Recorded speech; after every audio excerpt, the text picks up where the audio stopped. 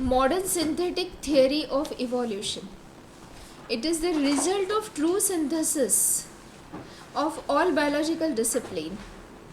Studies pertaining to genetical, ecological, anatomical, geographical, paleontological, etc. were pursued to explain mechanism of evolution. Also, due importance was given to both mutations and natural selection. सब चीज़ों को consider करके mutation भी consider किया, natural selection भी consider किया, ecology, cytology, genetics, anatomy, physiology, सब चीज़ें कंसिडर करके, होमोलॉजी, एनालॉजी, एविडेंसेस, सब चीज़ों को कंसिडर करके जो थियरी बनाई गई है, that is known as modern synthetic theory of evolution. Fisher, Haldane, Dobzhansky, Huxley, Mayr, Simpson, Stebbins etcetera. देखो, इनमें से हाल्डेन तो वेल नोन है. He was Anglo Indian and lived in India at Dehradun. Dehradun में हाल्डेन इंस्टीट्यूट है, natural sciences की Haldane institute है. आप लिखिए उसी के नीचे, Haldane dash lived in India, Haldane institute in Dehradun, Haldane institute in Dehradun. Uttarakhand के देहरादून में हाल्डेन इंस्टीट्यूट है.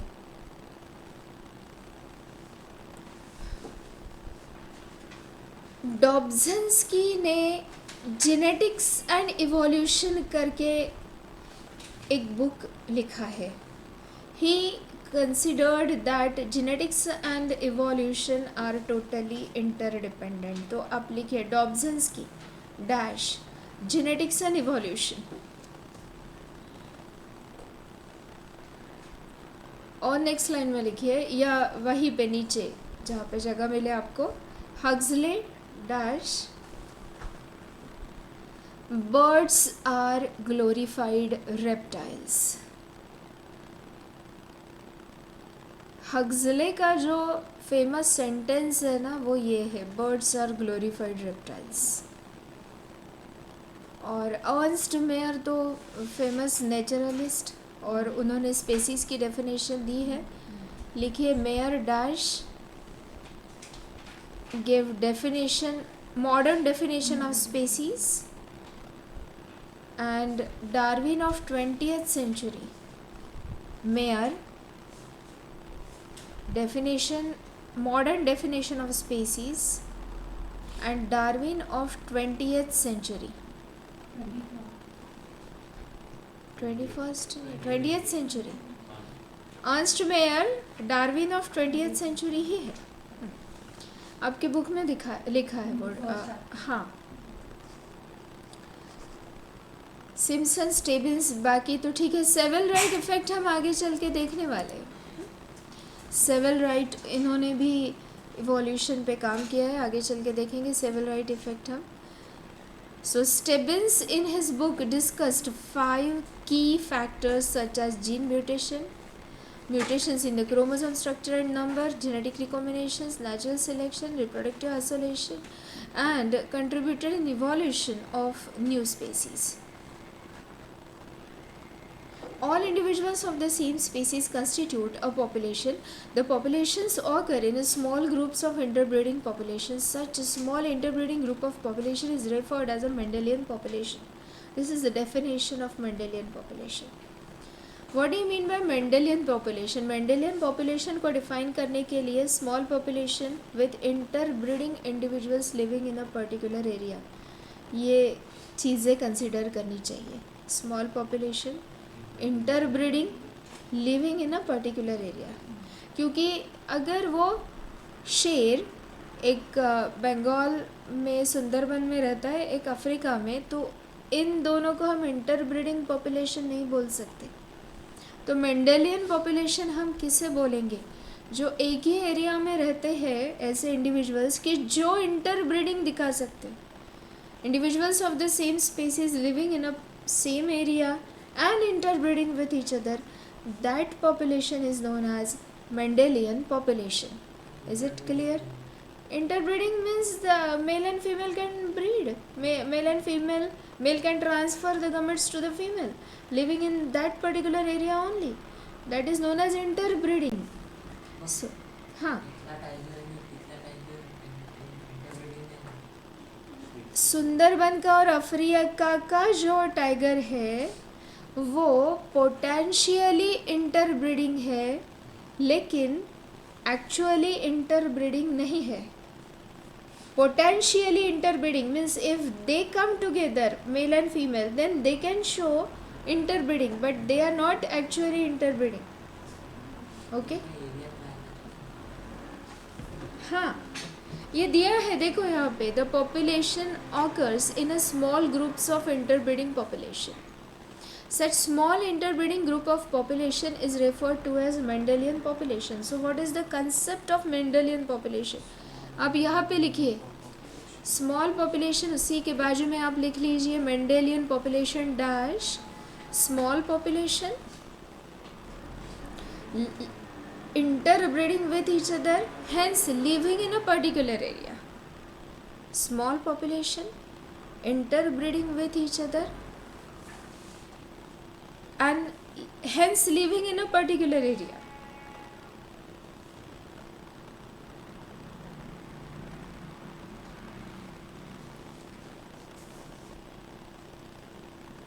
The total genetic information encoded in sum total of genes in a Mendelian population is called gene pool.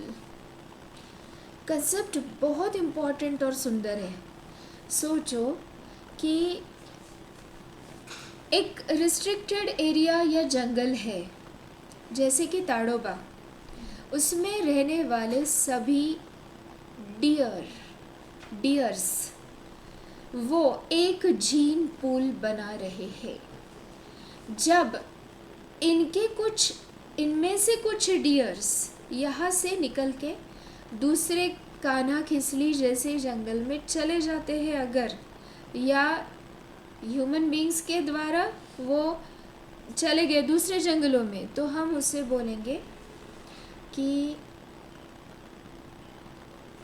Invasion of new genes in that particular Kanha jungle. क्योंकि अभी तक वो ताड़ोबा में थे, अब कान्हा में गए, तो जो ताड़ोबा का जीन पूल है उनमें से कुछ genes containing individuals, gene pool containing individuals, they are, या genome containing individuals, that is proper term, they are then driven to the another jungle और कान्हा जंगल, ऐसे हम बोल सकते. So what do you mean by gene pool? Total genetic information encoded in sum total of genes in the Mendelian population. सबसे पहले Mendelian के definition देखो, and here we are learning about modern synthetic theory for evolution, modern theory of evolution. और modern theory of evolution जानने के लिए हमें जो भी कंसेप्ट चाहिए वो हम यहाँ पे देख रहे हैं. उसमें से हमने देखा कि स्टेबिन्स ने ये 5 कंसेप्ट्स, ये 5-6 कंसेप्ट्स बताए. और मेंडेलियन पॉपुलेशन का मतलब होता है all individuals of a particular species living in a area and interbreeding with each other, they form gene pool. अब ये और एक टर्म उसमें ऐड होती है, Mendelian population form gene pool. So what do you mean by Mendelian population? All individuals of a same species living in a particular area at a particular time and interbreeding with each other. And they form gene pool. इनका gene pool दूसरे जगह पे जा सकता है, तो इनमें इनके जीन दूसरे जंगल में चले गए, ऐसे हम बोलेंगे. Simply gene pool means, this definition is very important. Definition of gene pool: total genetic information encoded in sum total of genes in a Mendelian population is called as gene pool. मेरे शब्दों में मैं अगर आपको gene pool बताऊंगी तो वो ऐसे होगा: all alleles of all genes of a particular species living in a particular area, that is gene pool. Correct, हाँ. तो all alleles of all genes of a particular species living in a particular area, that is gene pool. तो अगर भारत के कोई individuals America में जाते हैं और वहाँ पे इंटरब्रीडिंग दिखाते हैं, यानी इधर की लड़की उधर का लड़का, तो जीन पूल डाइल्यूट होगा कि नहीं? क्योंकि जो बच्चे प्रोड्यूस होंगे वो तो ना ही अमेरिकन ना ही इंडियन होंगे, कुछ तो भी बीच का होगा वो, है ना. तो इसी को हम बोलते हैं, जैसे gene pool drain, brain drain जैसे होता है वैसे ये जीन पूल ड्रेन है. ब्रेन ड्रेन का मतलब होता है कि हमारे यहाँ का दिमाग भारत के लिए ना चलते हुए, ब्रेन हमारे यहाँ के भारतीय लोगों का ब्रेन भारत के लिए ना चलते हुए किसी दूसरे देशों के लिए चल रहा है. अगर वो अमेरिका में जाके रहेंगे तो वो अमेरिका के लिए चलेगा, वहाँ के साइंटिस्ट वो होंगे. तो जैसे कि आनंद मोहन चक्रवर्ती, वो उन्होंने इंग्लैंड में काम किया, तो वहाँ के साइंटिस्ट है. जो भी नाम मिला, हाँ हम बोलते हैं NRI, लेकिन काम तो उन्होंने दूसरे देशों में जाके किया है. That is called as brain drain. The migration of population effectively, 1 minute. Simply, gene pool means the total number of genes of all individuals in a population. The gametes produced by individual furnish a pool of genes of next generation from which the genes will be selected. The migration of population effectively alter the gene pool. ये इसे हम क्या बोलेंगे, अभी अभी मैंने यही बताया कि अगर माइग्रेशन होता है, भारतीय कुछ लोग अमेरिका में चले जाते हैं, तो जीन पूल इधर का उधर चला गया, ब्रेन भी चला गया, ऐसा हम बोलेंगे. The gene pool also changes due to replacement of one generation by another in the Mendelian population. दस any change in gene pool affects population. Genes are arranged linearly on the chromosome having definite positions. According to Mendel, every gene that influences a trait has 2 alleles. ये सबको पता है, every gene has 2 alleles. Because in diploid organisms normally the gene may have more than 2 alleles. Multiple allelism भी वहाँ पे हो सकता है, but normally there are 2 alleles. So gene for height can express itself in the form of tallness or dwarfness. So these are 2 alleles or variable expressions of gene. Every gene has 2 alleles. हम फिर से चलते हैं. Mendelian population याद है ना concept आपको? दूसरा जीन पूल का कंसेप्ट भी समझ में आ गया. अब जीन का माइग्रेशन जब होता है, यानी कि जब माइग्रेशन होता है तब जीन पूल डाइल्यूट होता है, दूसरे जगह पे जा रहे हैं. हाँ, ये भी समझ में आ गया. The gene pool also changes due to the replacement of one generation by, हाँ ये हमने देख लिया था.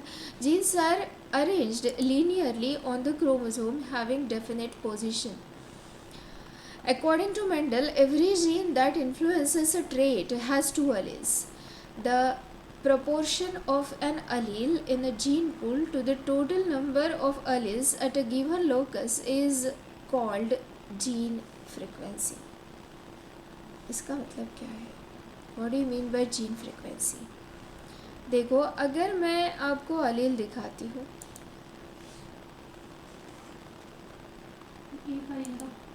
एक allele का proportion बाकी allele के हिसाब से proportion.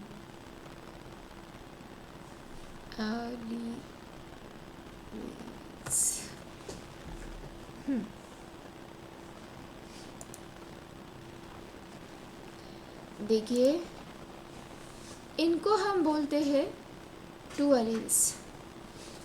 तो 2 alleles का क्या कंसेप्ट है कि 2 variable expressions of the same gene present over same locus or position over 2 homologous chromosome are known as allele. Okay, तो ये अगर 2 alleles है, जैसे ग्रोथ के लिए है, ये वाले हेयर्स के लिए है, ऐसे आपको दिख रहा है. ये capital A small A, these two are the alleles. अगर हम बोलते हैं कि पॉपुलेशन में ये कैपिटल ए ही ज़्यादा है स्मॉल ए से, तो हम उससे बोलेंगे, उस पॉपुलेशन को बोलेंगे कि having more dominant allele than that of, और the frequency of a capital A is more than that of a small a. Frequency of capital A is more than that of small a. Frequency of capital A is more than that of small a. तो आपको समझ में आया, अगर उस population में capital A वाले chromosome ही ज़्यादा है. लेकिन हार्डी-वेइनबर्ग प्रिंसिपल हमें क्या बताता है कि the frequency addition of frequency of both alleles is always 1, है ना. p plus Q is equal to 1 always. And P, let us take P as frequency of dominant allele and Q as frequency of recessive allele. So P plus Q is equal to 1 और unity. इसका मतलब क्या होता है कि अगर P ज़्यादा है जैसे 0.7 तो Q होगा 0.3. यानी इनकी जो फ्रीक्वेंसी है वो हरदम एक ही आएंगी. The frequency of two alleles, suppose any particular character expresses in a particular way due to presence of two alleles, dominant and recessive, but the frequency of dominant and recessive is always determined. वो कैसे रहती है, proportion में रहती है, और इन दोनों के फ्रीक्वेंसी का एडिशन, डोमिनेंट जीन और रिसेसिव जीन के फ्रीक्वेंसी का एडिशन हरदम एक ही रहेगा, यूनिटी ही रहेगी. हाँ, so let us go again to this concept. अभी आपको फ्रीक्वेंसी का मतलब पता चल गया कि how frequently suppose capital A appears in a particular population, that is the frequency of population. How frequently suppose small a is appearing in a population, that is frequency of small a. Okay. Genes are arranged, genetic variation. यहाँ पे दिया ना frequency के बारे में. हाँ, the proportion, इसे underline करो बेटा, very important. The proportion of an allele in a gene pool to the total number of alleles at a given locus is called as gene frequency.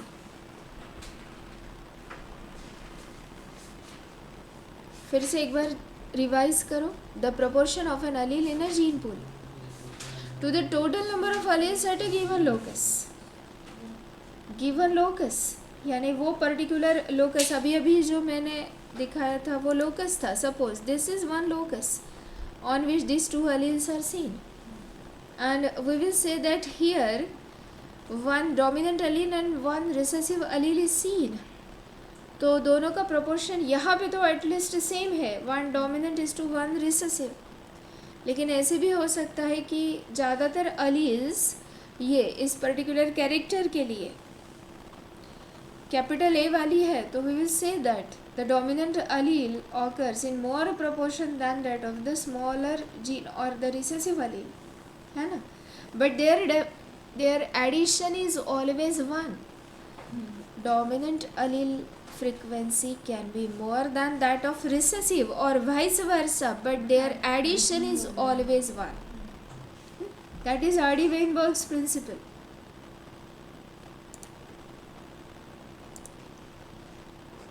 Sudden permanent, 1 minute. Modern synthetic theory comprises 5 main factors that are broadly divided into 3 main concepts like genetic variation caused due to various aspects of mutation, recombination, migration, etc. Then natural selection, and third is isolation for explaining the evolution of species. अब ये 3 factors हमें अच्छे से सबसे पहले याद करने हैं कि according to modern synthetic theory evolution is due to number 1 genetic variation. लेकिन ये जेनेटिक वेरिएशन कैसे क्रिएट होते हैं? सबसे पहले तो म्यूटेशन के कारण. जब डीएनए के ऊपर सेक्सुअल रिप्रोडक्शन तो है ही, genetic variations are due to sexual reproduction. हाँ, aspects of mutation, recombination and migration. Recombination ये सेक्सुअल रिप्रोडक्शन में आता ही है ना. तो म्यूटेशन के कारण वेरिएशन हो रहे. रिकॉम्बिनेशन तो मैंने जो 3 स्टेप्स बताई आपको कि सेक्सुअल रिप्रोडक्शन के समय किस प्रकार से रिकॉम्बिनेशंस होते हैं और वेरिएशंस क्रिएट होते हैं, वो 3 बार इसके पहले भी बताया. So during sexual reproduction recombination occurs, then mutation के कारण भी जीन में चेंजेस होते हैं और माइग्रेशन के कारण भी होते हैं. अभी अभी बताया था कि भारतीय लड़की उधर जाके अगर शादी करती है तो वो माइग्रेशन के कारण चेंजेस हो रहे हैं उनके जीन पूल में, अमेरिकन जीन पूल में चेंजेस हो रहे हैं. So again genetic variations are due to 3 factors. Repeat them: mutation, recombinations and migration. बोलो. variations are due to mutation, recombination and migration. and natural selection तो वहाँ पे हो ही रहा है, यानी good variations are selected, वो तो है ही. हाँ, and अब ये selected variations जो है वो दूसरे से isolate होना भी ज़रूरी है. नहीं तो क्या होगा कि एक जनरेशन के लिए अगर खाना नहीं मिला तो जो सीड ईटिंग इनिशियल फौना था वहाँ का, यानी बर्ड्स थे, फौना यानी ऑल एनिमल्स, तो जो बर्ड फिंचेस वहाँ पे जो सीड ईटिंग थी, उन्होंने अगर एक जनरेशन के लिए या 2-3 जनरेशन्स के लिए कीड़े खाना शुरू किया, लेकिन ये जो कीड़े खाने वाले फिंचेस है वो सीड ईटिंग से आइसोलेट नहीं हुए, तो इंटरब्रीडिंग उनमें चल रहा है. तो ये सीड ईटिंग से इंसेक्टिवोरस होने का जो कैरेक्टर है वो अच्छे से डेवलप ही नहीं होगा. क्यों? क्योंकि recurrently they are breeding with the seed eating birds. कुछ पक्षी इंसेक्ट खा रहे हैं, लेकिन उनका जब ब्रीडिंग हो रहा है तब वो सीड ईटिंग इनिशियल स्टॉक के साथ हो रहा है. तो कुछ बच्चे वैसे भी सीड ईटिंग ही रहेंगे कुछ, और ये दोनों को दोनों भी चलते रहेंगा, जो भी मिला है वो खाते रहेंगे, क्योंकि डाइल्यूशन हो रहा है ना कैरेक्टर्स का. तो क्या होना चाहिए? आइसोलेशन. यानी ठीक है, उनको अगर सीड्स नहीं मिले तो उन्होंने इंसेक्टिवोरस होना शुरू किया, यानी इंसेक्ट्स खाना उन्होंने शुरू किया. लेकिन अब और क्या होना चाहिए कि they must be reproductively isolated from the initial stock of birds. Reproductively isolated इसका मतलब क्या होता है कि अब इनमें जो मेल और फीमेल है, इंसेक्टिवोरस में जो मेल और फीमेल है, उन्होंने इंटरब्रीडिंग नहीं दिखाना चाहिए सीड ईटिंग वाले बर्ड्स के साथ. तभी तो ये स्पेसीज़, इंसेक्टिवोरस वाली स्पेसीज़ अच्छे से डेवलप होती जाएंगी, कुछ और अच्छे कैरेक्टर्स डेवलप करती जाएंगी, अपने बिक में चेंजेस लाएंगी ताकि वो इंसेक्ट्स को खा सके. और सीड ईटिंग की बिक थोड़ी सी बड़ी ही रहेंगी, ये जबड़ा भी बड़ा रहेगा उनका, वैसे इंसेक्ट वाला नहीं रहेगा, इंसेक्ट ईटिंग नहीं रहेगा. क्यों हुआ? क्योंकि आइसोलेशन. और आइसोलेशन सिर्फ रिप्रोडक्टिव आइसोलेशन नहीं, geographical isolation also leads to reproductive isolation. यानी अगर इधर का एक इनिशियल स्टॉक डियर का नदी पार करके, बीच में से बड़ी सी नदी जा रही है, इधर के साइड में जंगल है, लेफ्ट हैंड साइड में जंगल है, राइट हैंड साइड में भी जंगल है, बीच में से एक नदी जा रही है. और कभी भी जो लेफ्ट हैंड साइड वाले जंगल के जो डियर है वो नदी को पार करके राइट हैंड साइड जंगल में नहीं जाते, लेकिन कुछ डियर्स तैर के चले गए. अब इधर जो डियर्स चले गए उन्होंने अपने कैरेक्टर्स अपने तरीके से डेवलप किए, वहाँ की जैसी कंडीशन थी वैसे वो कैरेक्टर्स उन्होंने डेवलप किए. और जो इधर के डियर्स थे वो तो अपने तरीके से हो ही रहे थे डेवलप। अब कहाँ से निकले? ए स्टॉक से बी स्टॉक निकला है जो दूसरे जंगल में गया है। ये बी स्टॉक चलते चलते चलते, क्योंकि इंटरब्रीडिंग नहीं है ए स्टॉक के साथ, तो ऐसे कैरेक्टर्स डेवलप करेगा कि करीबन 50-60 साल बाद वो डियर अगर ए स्टॉक के पास आ भी जाते हैं तो इंटरब्रीडिंग नहीं होगा उनमें, क्योंकि isolation, so for the speciation isolation is necessary. If that isolation is due to the geographical areas, for example large hill, या हम बोल सकते हैं ट्रेंचेस, ह्यूज ट्रेंचेस, या रिवर, इनके कारण क्या होगा, या सी, उसके कारण क्या होगा कि ये जो दो पॉपुलेशन है वो अलग ही रह गए। जैसे ऑस्ट्रेलिया का मार्सुपियल पॉपुलेशन अलग चला गया और जो मेन लैंड का मैमेलियन पॉपुलेशन है वो अब तक अलग से डेवलप हो रहा है, ऑस्ट्रेलिया का अलग से डेवलप हो रहा है।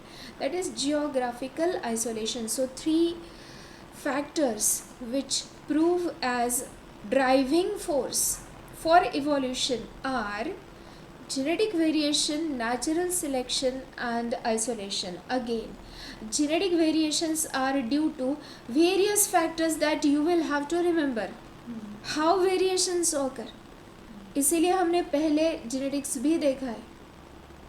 फिर दूसरा जो फैक्टर है कि गुड वेरिएशंस आर सिलेक्टेड, उस पर भी हमने बहुत चर्चा की, डार्विनिज्म है वो, कि good variations are selected, natural selection and isolation. ये एक नया टैग वहाँ पे ऐड हुआ, आइसोलेशन, यानी मॉडर्न थियोरी में जो नया टैग ऐड हुआ है दैट इज़ आइसोलेशन, कि जब तक कि आइसोलेशन नहीं तब तक इंटरब्रीडिंग चलते रहेगा और नया स्टॉक या स्पेसिएशन होगा ही नहीं वहाँ पे।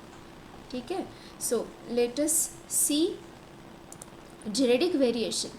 ये क्यों होता है? सबसे पहला इसका कॉज है gene mutation, then genetic recombination crossing over के कारण होता है, जीन फ्लो के कारण होता है, जेनेटिक ड्रिफ्ट के कारण होता है, क्रोमोसोमल एबरेशंस के कारण होता है ना। चलो याद करो, अब जीन म्यूटेशन फिर से बताने की ज़रूरत नहीं है आपको। Sudden change in DNA is known as gene mutation that may be due to some chemicals और रेडिएशंस और टेम्परेचर ऑल्सो।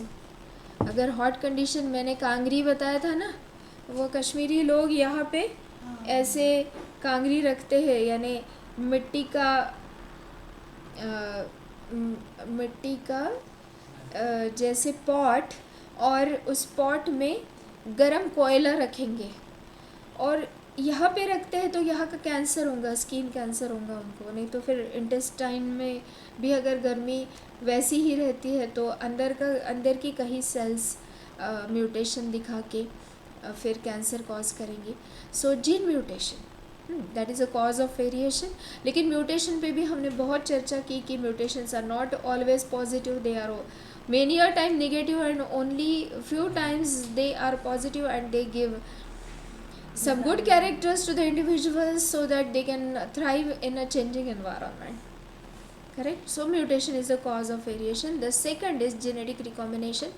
हमने क्रोमोसोमल पहले ही देखा है, तो रिकॉम्बिनेशन कैसे होता है and how there is exchange of segments in a homologous chromosomes that we have studied in cell division, meiosis also, and in chromosomal basis of genetics, उसमें भी हमने क्रोमोसोमल बेसिस ऑफ हेरिडिटी, उसमें भी हमने ये देखा। सो अभी फिर से एक बार उसी का एक्सप्लेनेशन मैं नहीं देने वाली हूँ। जेनेटिक रिकॉम्बिनेशन, क्रॉसिंग ओवर आपको पता है। तो what do you mean by gene flow? Gene flow का मतलब होता है from one area the individuals are going to another area, that is known as migration और जीन फ्लो। इमाइग्रेशन हो सकता है, इमाइग्रेशन हो सकता है, that is the gene flow. Gene flow is the movement of genes into और out of the population. अब migration of gene कैसे होंगे? किसी इंडिविजुअल के जीन निकल के माइग्रेट तो नहीं करते हैं ना। Migration of gene means individuals are going from one area to another, that is known as migration of genes. जिसके बहुत सारे एग्जांपल्स अभी तक हमने डियर और people, Indian people going to America वगैरह ऐसे लिया है. तो that is known as gene flow, immigration and immigration. Then genetic drift, इसकी डेफिनेशन क्या है कि without any cause some genes are drifted in a particular population,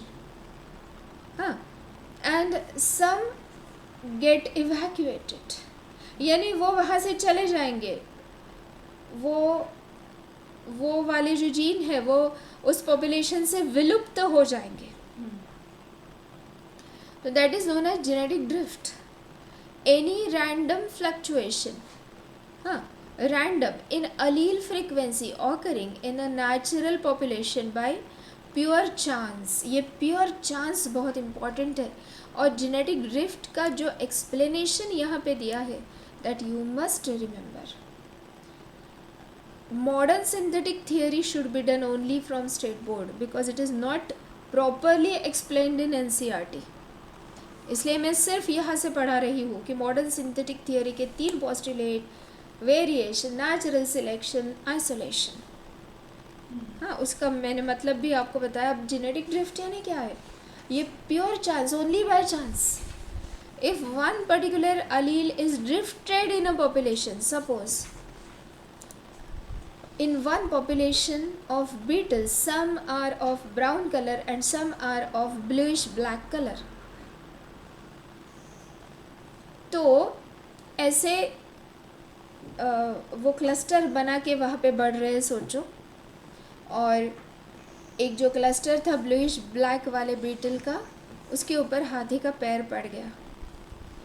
और जो दूसरा ब्राउन वाला बीटल का क्लस्टर था, क्योंकि एक दूसरे के साथ सोशल एनिमल्स है, वो एक दूसरे के साथ चींटियाँ जैसे रहती है, तो उसके ऊपर यानी जो ब्लूइश बीटल थे उनके ऊपर हाथी का पैर पड़ गया. तो वो तो पूरे विलुप्त हो गए, बिल्कुल थोड़े से बचेंगे. तो बचे कौन से अभी? ब्राउन वाले. तो नेक्स्ट पॉपुलेशन कौन सा होगा? ब्राउन होगा. ये वही फिनोमेनन है जिसको हम बॉटल नेक बोलते हैं, है ना.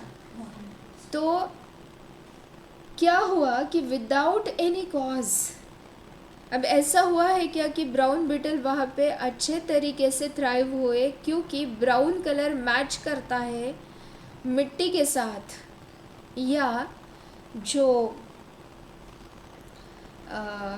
कॉर्क है ना, बार्क है ना ट्री का, उसके साथ वो मैच करता है. इसीलिए ब्राउन बीटल्स किसी को दिखे नहीं और उनका पॉपुलेशन बढ़ा.